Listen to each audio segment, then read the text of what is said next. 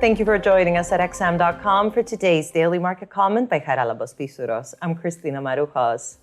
The US dollar continued underperforming all but one of the other major currencies on Thursday, with the exception being the Swiss franc, against which the greenback traded virtually unchanged.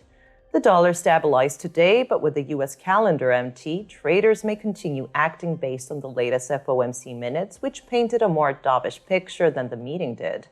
Investors have been already convinced about slower rate hikes henceforth, and the minutes added credence to their view of nearly 2 quarter-point cuts by the end of 2023, and thus sparing any hawkish surprise.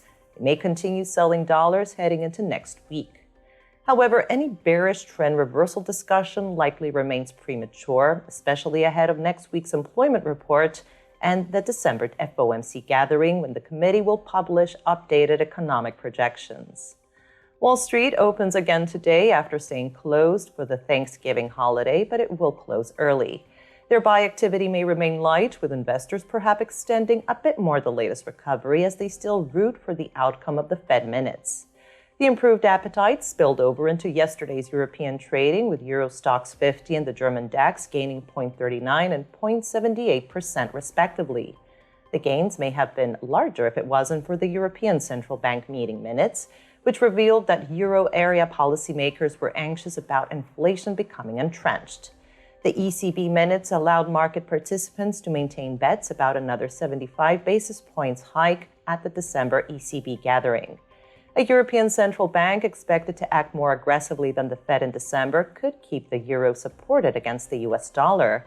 However, a recession in the Eurozone is estimated to be deeper and more prolonged than in the United States, which means that the ECB may not have the comfort to continue acting aggressively for longer and may not go as far as the Fed in terms of a terminal interest rate level.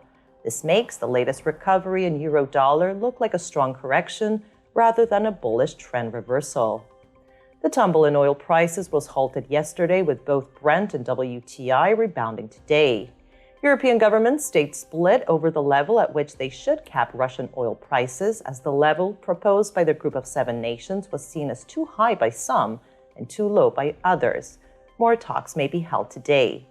Oil traders will keep their gaze locked on China, where another daily record of COVID infections was reported today, raising more concerns about demand, and therefore it may not take long before oil prices turn south again and drop below their September lows.